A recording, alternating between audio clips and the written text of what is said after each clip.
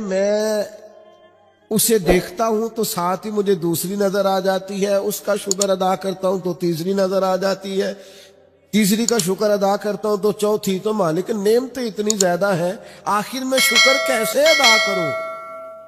تو رب کریم نے فرمایا اے داؤد آپ تو اپنے رب کی معرفت پانے لگ گئے ہیں، کو تو معرفت ہونے لگ گئی ہے، معرفت الہی پا گئے آپ نعمتیں گنے زندگی میں گنو، آنکھ کی نعمت گنو، کان کی نعمت گنو، سمجھ کی نعمت گنو، آپ چلنے کی، چھونے کی، پکڑنے کی، سمجھنے کی نعمت شمار کرو، گنو اللہ نے ماں باپ دیے، بہن بھائی دیے، اچھے استاد دیے، مشائخ دیے، گنو۔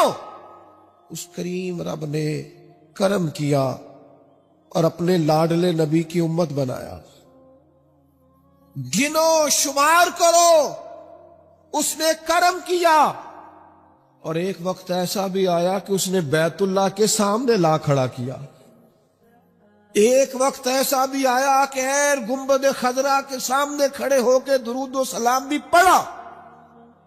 کرو شمار وہ نعمتیں کہاں کہاں کس کس مقام پر، اور خود ہی اللہ کا قرآن بولا تم اگر نعمتیں گننا چاہو تو گن سکتے نہیں۔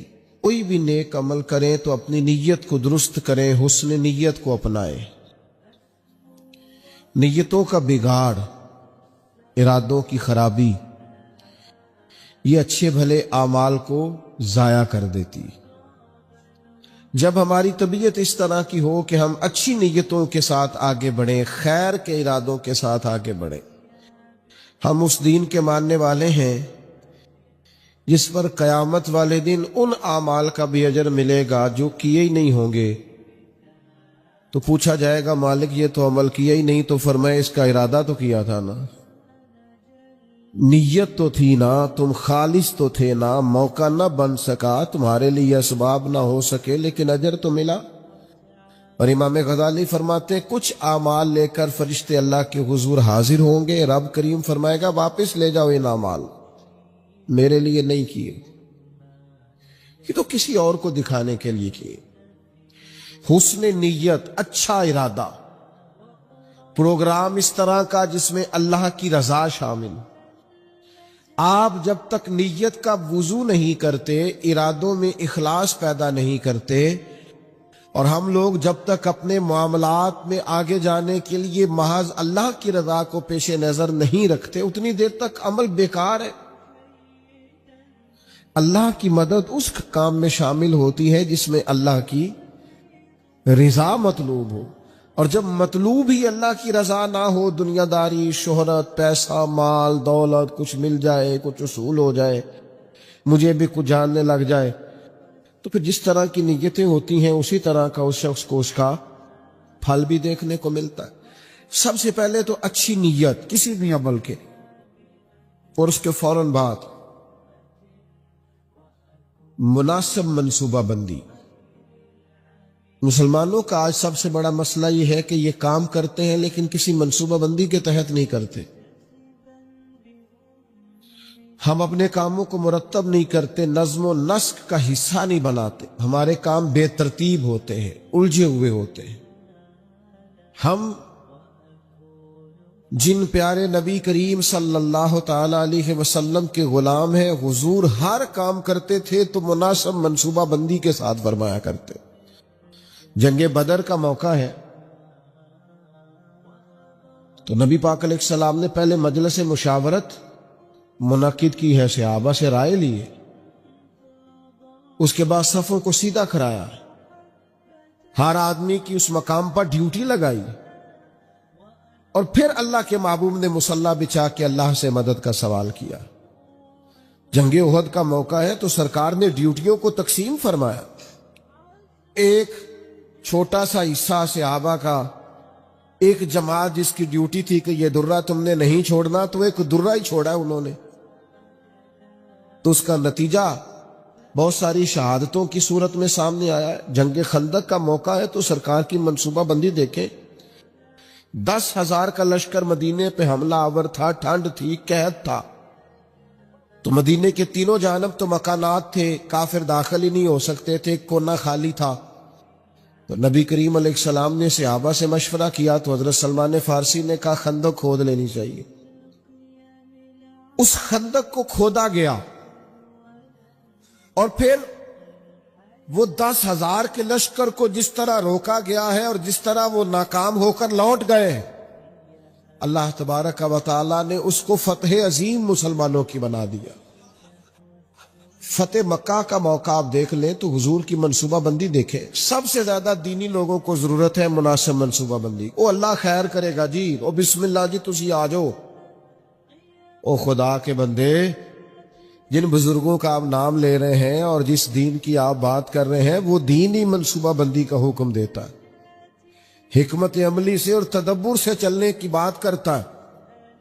وہ دین ہی کہتا ہے کہ آپ چیزوں کو مرتب کر کے کریں. بے ترتیب اور بے ڈھنگے، یعنی ایک شخص کے بکھرے ہوئے بال تھے، الجھی بھی اس کی حالت تھی. تو نبی پاک علیہ السلام نے دیکھ کے فرمایا کتنا اچھا ہوتا اگر یہ کنگھی کر لیتا، تو یہ سوار لیتا اپنے آپ کو. پسند کیا نبی پاک. آپ اچھی منصوبہ بندی کے ساتھ آگے بڑھیں. آپ کسی کام کے لیے لوازمات بھی جمع کریں، پر آپ کا اس کے لیے طریقہ کار مرتب کرنا. ایک بڑی سادہ مثال ہے، کام کو کام سکھاتا ہے. جب آپ کوئی کام کرتے ہیں تو کام کرنا آ جاتا ہے، لیکن جب کام لوگ کرنا ہی نہیں چاہتے پھر ان کو کام کرنا نہیں آتا. کام کو کام سکھا دیتا ہے. حضور فتح مکہ کے لیے تشریف لے گئے تو نبی پاک علیہ السلام نے صحابہ کرام سے فرمایا ہر آدمی اپنی الگ سے آگ جلائے گا کھانا پکانے کے لیے. ایسا ہوتا نہیں تھا روٹین میں. مطلب اب کھانا پکانا ہے 500 کا 1000 آدمی کا تو ٹھیک ہے، ایک جگہ پہ کھانا پک سکتا ہے، دیگیں پکا نہیں لیتے ہم لوگ. فرمایا ہر مجاہد اپنا چولہا جلائے. تو جب 10,000 چولہے جلے تو ان کے ذہن میں تو نہیں تھا نا کہ ایک ایک بندے نے جلایا ہے. وہ جب چڑھے پہاڑیوں پر کفار مکہ اور انہوں نے منظر دیکھا تو انہوں نے کہا یہ تو گویا لاکھوں لوگ آ گئے، یہ تو بڑا عجیب صورتحال ہے. ان پر تو روب طاری ہو گیا. اور وہ جو تھوڑا بہت مزاحمت کرنا چاہتے تھے، جناب ابو سفیان نے واپس آ کے کہا سی بھی نہ کرنا، کیونکہ جتنا بڑا وہ لشکر ہے. جناب عباس سے کہنے لگے حضرت ابو سفیان ابھی مسلمان نہیں ہوئے تھے، کہنے لگے دیکھیے آپ کے بھتیجے کس شان و شوکت سے مکے میں داخل ہوئے. اسلام کسی کو دقت نہیں دیتا، لیکن نبی پاک علیہ الصلوۃ والسلام نے فرمایا فتح مکہ کے موقع پر کہ تنگ گلیوں سے داخل ہونا ہے ہم نے مکے میں. کشادہ گلیاں موجود ہیں، کیوں تنگ گلیوں سے داخل ہونا ہے؟ جب تنگ گلیوں سے لشکر گزرتا تھا تو گھوڑا گزرا، دوسرا گزرا، تیسرا گزرا، یہ تو گھنٹوں پتہ نہیں کتنا کو لمبا لشکر ہے. ان کو سمجھ ہی نہیں آ رہی تھی. آپ مناسب منصوبہ بندی کریں، آپ کا انداز خوبصورت ہو، آپ بہترین طرز کے ساتھ کام کریں، پھر آپ کو اندازہ ہوگا کام کیسے کرنا ہے. ہمیں نہ لوگ کام نہیں کرنے دیتے. لوگ پتہ کیا کہتے ہیں، او بسم اللہ پڑھو جی اللہ خیر کرے گا. او بھائی اللہ تو خیر کرے گا، پر رب کریم نے بھی تو اصول دیے ہیں نا. سارے جانوروں کی قربانی نہیں ہوتی. جانور بھی مخصوص ہوگا، اس کی عمر بھی مخصوص ہوگی، وقت بھی مخصوص ہوگا، ایام بھی مخصوص ہوں گے، طریقہ کار ہو. آپ بے ترتیب جب کام کرتے ہیں تو اس میں الجھاؤ پیدا ہوتے ہیں. مناسب منصوبہ بندی، ایک اچھی ترتیب، ایک منظم. میں شروع میں جب ہم نے محفلوں کا آغاز کیا تو میں نے دعا کا ٹائم لکھنا شروع کیا، اتنے بجے دعا ہو جائے گی. تو لوگ مجھے کہنے لگے آپ عجیب آدمی ہیں، اتنے بجے دعا ہو جائے گی، یہ کیسے ہو سکتا ہے، لوگ تو آتے ہی نہیں. صرف 2 دفعہ ایسا ہوا ہے، زیادہ نہیں، کہ دعا کے بعد لوگ آئے اور انہوں نے کہا محفل ختم بھی ہو گئی. 2 دفعہ. پھر ان کو پتہ چل گیا کہ یہ واقعی ختم کر دیتے، پھر ٹائم پہ آنے لگ گئے. کوئی لمبی محنت نہیں کرنی پڑی، کوئی ہمیں زیادہ نہیں وہ کرنا، کچھ بھی نہیں، کوئی ہمیں زیادہ اس میں دشواری نہیں ہوئی. آپ نظم بنائیں، نظم. میں جن محافل میں شرکت کرتا ہوں دوستوں کو پتا ہے یہ ٹائم پہ آتا ہے اور وہ تیار ہوتے ہیں، لوگ بھی ذہنی طور پر تیار ہوتے ہیں۔ آپ منصوبہ بندی بنائیں کسی چیز کی، آپ اس منصوبے کے مطابق چلیں، چیزیں ٹھیک ہو جاتی ہیں۔ لیکن ہمارے ہاں نظم ہی نہیں ہے، منصوبہ بندی نہیں، کسی کام کو کرنے کا کوئی طریقہ نہیں ہم وضع کرتے، ہماری ترتیب نہیں ہے۔ جب تک آپ مرتب نہیں ہیں، یہ ہمارے حکیم الامت مفتی احمد یار خان صاحب نعیمی مفتی صاحب رحمۃ اللہ علیہ نے قرآن مجید کے ایک پارے کی ایک تفسیر ایک جلد میں لکھی ہے، ایک پارا اور ایک جلد پڑھایا ہے، پڑھا ہے، مشکات کی شرح کی۔ کسی نے ان سے کہا اتنا کچھ لکھا ہے آپ نے، پڑھا نہیں جا سکتا؟ تو فرمانے لگے صرف ایک کام کیا ہے میں نے، اپنے ٹائم کو مرتب کیا ہے۔ مفتی صاحب 1 بجے جمعے کی تقریر شروع کرتے تھے اور جب وہ الحمدللہ سپیکر میں کہتے تھے لوگ اپنی گھڑیاں ٹھیک کرتے تھے کہ 1 پورا بج گیا ہے۔ ہم کوئی ترتیب ہی نہیں، وقت کا ضیاع ہے۔ 2-4 چیزیں ایسی ہیں جن پر بالکل فوکس ہے لوگوں کا، وقت کو ضائع کرے، کوئی ترتیب نہیں۔ تو مناسب منصوبہ بندی۔ تیسری بات،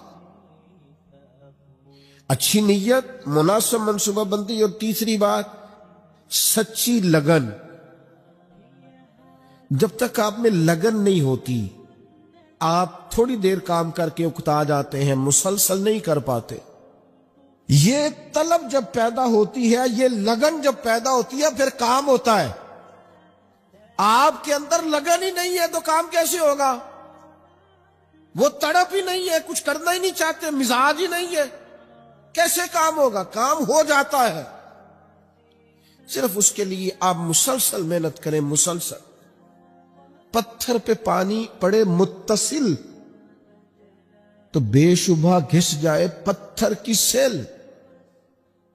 پانی کا ایک قطرہ کبھی بھی سیمنٹ میں سوراخ نہیں کر سکتا، لیکن اگر مسلسل گرتا رہے نا تو وہ سیمنٹ میں بھی سوراخ کر دیتا ہے، پلستر والی پکی جگہ ٹائلوں والی میں بھی وہ گھس جاتا ہے۔ کیوں؟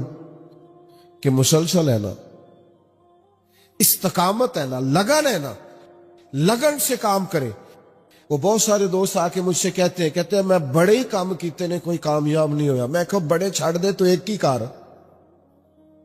انہوں 4 دن چاج نال کار ٹھیک ہو جائے گا۔ تو بڑے کرنے کے چکر میں کوئی بھی نہیں ہوتا۔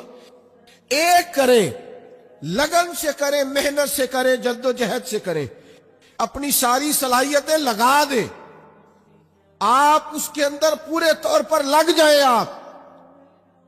آپ مضبوط ہو جائیں گے،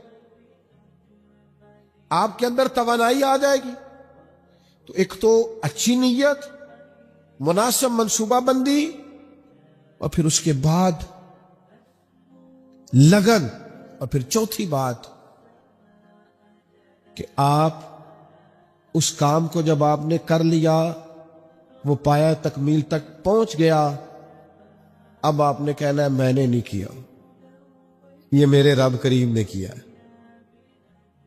اب آپ کی طبیعت کا شکر، آپ کے مزاج کا ٹھہراؤ، اب آپ کے اندر کی عاجزی، یعنی نبی پاک علیہ السلام 10,000 کا لشکر لے کر مدینہ طیبہ میں داخل تو ہو گئے، لیکن حال یہ ہے کہ سرکار نے کالا امامہ باندھا ہوا ہے، اونٹنی پر سوار ہے، اور حضور نے یوں گردن جھکائی ہوئی ہے کہ کئی دفعہ اونٹنی کی گردن سے بھی سرکار کی گردن نیچے دکھائی دیتی ہے بظاہر۔ کیوں؟ کہ سرکار نے اپنا سارا اپنے رب کی بارگاہ میں جھکا دیا کہ جو کچھ ہے مالک کا ہے۔ نیت بھی آپ کی ٹھیک تھی، منصوبہ بندی بھی آپ نے کی، اور پھر اس پر لگن بھی آپ کی تھی، پر جو نتیجہ نکلے گا اس میں آپ شکر اللہ کا ادا کریں گے، اور جب تک آپ اللہ کا شکر ادا نہیں کریں گے اتنی دیر تک محسوس نہیں ہوگا کہ آپ کی توجہ اللہ کی جانب ہے۔ قرآن مجید نے کہا لَئِن شَكَرْتُمْ لَأَزِيدَنَّكُمْ، اگر کرو گے نہ شکر تو میں نعمتوں میں اضافہ کر دوں گا۔ وَلَئِن كَفَرْتُمْ إِنَّ عَذَابِي لَشَدِيدٌ، اور اگر کفران نعمت کرو گے تو پھر میرا عذاب بھی بڑا سخت ہے۔ شکر کا مزاج ہو۔ حضور علیہ السلام نے فرمایا قیامت والے دن کہا جائے گا وہ حمد کرنے والے کہاں ہیں؟ تو کہا 70,000 بندہ کھڑا ہوگا تو رب فرمائے گا ان سے حساب نہیں لینا، انہیں بغیر حساب کتاب جنت میں بھیجنا ہے۔ مالک یہ حمد کرنے والے کون ہیں؟ فرمایا یہ وہ ہیں جو ہر حال میں اپنے رب کا شکر ہی ادا کرتے۔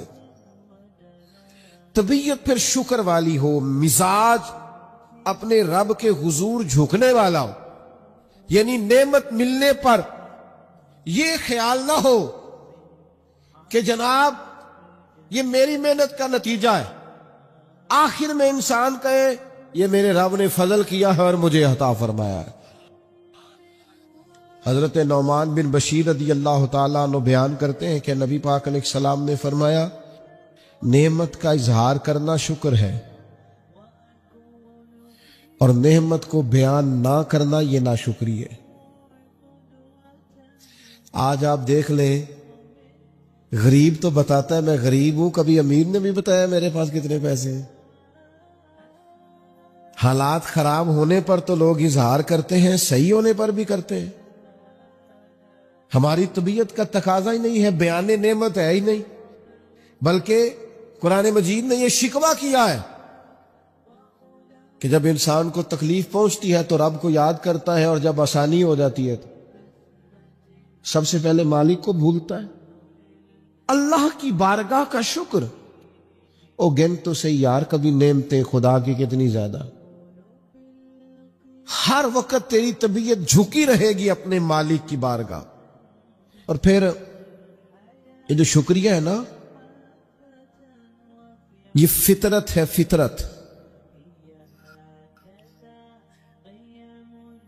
جب آپ شکر گزار ہوتے ہیں تو اس کا مطلب ہے آپ فطرتاً ایک خوبصورت انسان ہے۔ آپ نے کبھی جانور دیکھا ہے وہ بھی شکر ادا کرتا ہے؟ کاٹنے والا جانور بھی ہو تو وہ اپنے مالک کو نہیں کاٹتا، کیوں کہ وہ کہتا ہے یہ مجھے چارہ کھلاتا ہے، یہ مجھے پانی پلاتا ہے، یہ دھوپ چھاؤں میں میرا خیال رکھتا ہے۔ یعنی آپ کا پالتو جانور کاٹنے والا بھی ہو اور آپ اس کا زخم بھی صاف کر رہے ہو تو وہ آپ کو کاٹتا، یعنی جانور بھی کہتا ہے کہ یہ میرا محسن ہے اور وہ محسن کا شکریہ ادا کرتا ہے۔ شکریہ ادا کرنا تو فطرت ہے۔ نبی پاک علیہ السلام نے فرمایا جس نے لوگوں کا شکریہ ادا نہیں کیا اس نے اللہ کا بھی کوئی نہیں کرنا۔ مزاج تشکر والا رکھنا، یعنی قرآن مجید نے کہا، رب فرماتا ہے میرا بھی شکر ادا کرو اور اپنے والدین کا بھی شکریہ ادا کرو۔ جو دعا سکھائی ہے وہ دعا بھی شکریہ والی ہے۔ وَقُلْ رَبِّ ارْحَمْهُمَا كَمَا رَبَّيَانِي صَغِيرًا، یا اللہ ان دونوں پہ رحم فرما، جب میں چھوٹا تھا تو انہوں نے میری پرورش کی تھی۔ یعنی یہ دعا بھی شکر کے طور پر ہے کہ مالک انہوں نے مہربانی بڑی کی ہے۔ شکر فطرت ہے۔ اگر آپ شکر گزار نہیں ہیں، مزاج آپ کا شکریہ والا نہیں ہے، یہاں نا بڑا مشکل آگے ہو گیا ہے لوگوں کے لیے۔ تشکر نہیں، طبیعتوں وفاداری نہیں، مزاج نہیں۔ میرے بھائی شکر کی طبیعت، شکر کا مزاج، آپ مزاج شکر والا پیدا کریں، طبیعت شکر والی۔ میں نے زندگی میں صرف ایک ہی چیز محسوس کی ہے کہ یار جتنی نعمتیں ہم ان کا شکر ادا کرنے کی طاقت ہی نہیں رکھتے۔ مزید کا سوال تو تب کرے نا کس منہ سے مزید مانگے۔